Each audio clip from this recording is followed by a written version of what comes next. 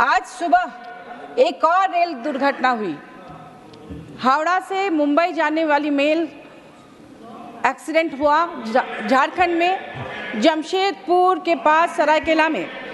18 डिब्बे पटरी से उतर गए, 18 डिब्बे पटरी से उतर गए, डिरेल हो गए, 2 लोगों की मौत हो गई, 20 लोग घायल हैं। लगातार रेल दुर्घटनाएं होती जा रही हैं। इसके पहले वेस्ट बंगाल में हुआ, फिर उसके पहले उड़ीसा में हुआ और तमाम जगह पर रेल दुर्घटनाएं हो रही हैं। रेल बेपटरी हो रही है। हमारे देश की जो रेल की पटरियां हैं, वो ये बजट पर है, ये बजट पर है। हमारे यहाँ की रेल पटरियां जर्जर हो गई हैं, उनकी मरम्मती की जरूरत है। रेल की पटरियों पर ध्यान दिया जाए। सिर्फ वंदे भारत जैसे ट्रेन लाने से नहीं होता है। हमारे देश की 90% जनता ट्रेन से ट्रैवल करती है और उनके लिए बोगियां बढ़ाई जाए। जिस तरह से वो ट्रेन में लटक कर एग्ज़ाम देने जाते हैं, फेस्टिवल्स में अपने घर लौटते हैं, आखिर इस पर सरकार का ध्यान क्यों नहीं जाता? ये हमारी लाइफ लाइन है और रेल पर पूरी तरह से ध्यान देने की ज़रूरत है। और झारखंड जैसे ऐसे शहरों में जहाँ दुर्गम पहाड़ी पठारी क्षेत्र हैं, लोग एक शहर तक जा नहीं सकते, इसलिए वहाँ पर लोकल ट्रेन्स की भी ज़रूरत है। लोकल ट्रेन्स के लिए भी बजट बनाया जाए ताकि उनको रोजगार मिले, ट्रैफिकिंग की समस्या खत्म हो, माइग्रेशन की समस्या खत्म हो। केंद्र सरकार आदिवासी हितों की बात तो करती है, मगर उनकी मांगों को, उनकी भावनाओं को समझकर उनके अनुरूप बजट में उनके लिए प्रावधान नहीं बनाती। असम में पिछले 100 साल से भी अधिक समय से झारखंड के संताल, उरांव और कई अन्य जनजातियां रहकर पीढ़ियों से काम कर रही है। वहाँ चाय के बागानों में काम किया, उन्होंने जंगल काटकर चाय उत्पादित किया। उन्हें अनुसूचित जनजाति का दर्जा दिए जाने की मांग 100 साल से हो रही है, लेकिन अभी तक इसलिए नहीं दिया गया कि अतिरिक्त वित्तीय भार कहीं सरकार पर न पड़ जाए। सरकार को पैसे की इतनी चिंता है क्योंकि उन्हें आरक्षण नहीं मिलता।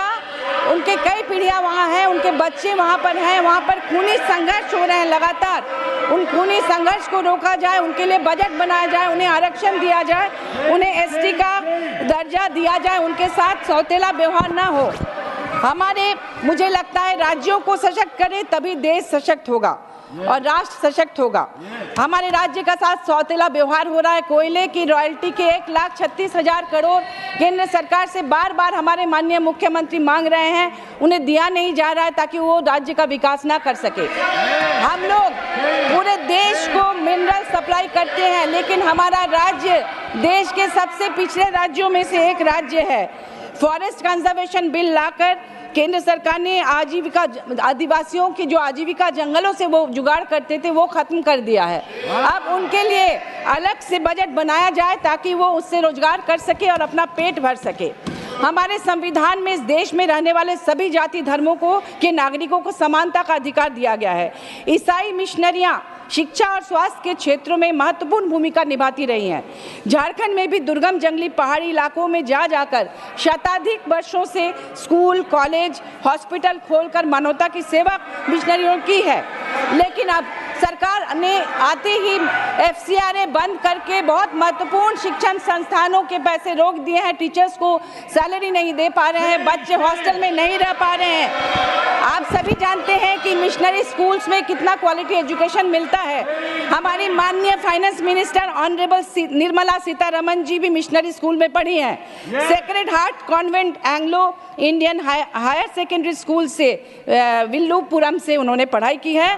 फिर ऑनरेबल मिनिस्टर पीयूष गोयल जी भी डॉन बॉस्को से पढ़े हैं।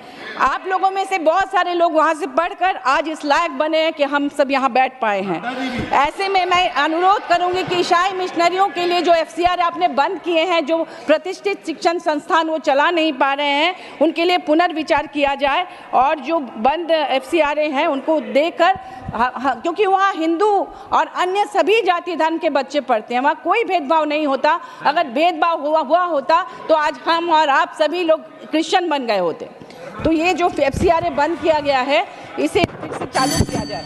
पुरानी पेंशन व्यवस्था लागू हो, हमारे राज्य में पुरानी पेंशन व्यवस्था लागू कर दी गई है। ये बुढ़ापे की लाठी है, सरकार इस पर बजट बनाए। और मैं कहूंगी कि झरिया, धनबाद और करकट्टा कोलियरी में आग लगी हुई है, जमीन के नीचे गांव के गांव उजड़ रहे हैं, उनके लिए बजट बनाकर उन्हें बुझाने की तैयारी की जाए। देश का कीमती कोयला जल रहा है, प्रदूषण फैल रहा है, माइनिंग एरिया में भी 10 minutes. Thank you for watching दर्पण 24 न्यूज। खबर को सबसे पहले पाने के लिए यूट्यूब पर देख रहे हैं तो सब्सक्राइब करें, फेसबुक पर देख रहे हैं तो फॉलो करें। कमेंट्स में अपनी राय या अपने आस पड़ोस में समस्या हमें बताएं। हमें सपोर्ट करने के लिए लाइक और शेयर अवश्य करें। धन्यवाद। थैंक यू फॉर वॉचिंग दर्पण 24 न्यूज। खबर को सबसे पहले पाने के लिए यूट्यूब पर देख रहे हैं तो सब्सक्राइब करें, फेसबुक पर देख रहे हैं तो फॉलो करें। कमेंट्स में अपनी राय या अपने आस पड़ोस में समस्या हमें बताएं। हमें सपोर्ट करने के लिए लाइक और शेयर अवश्य करें। धन्यवाद।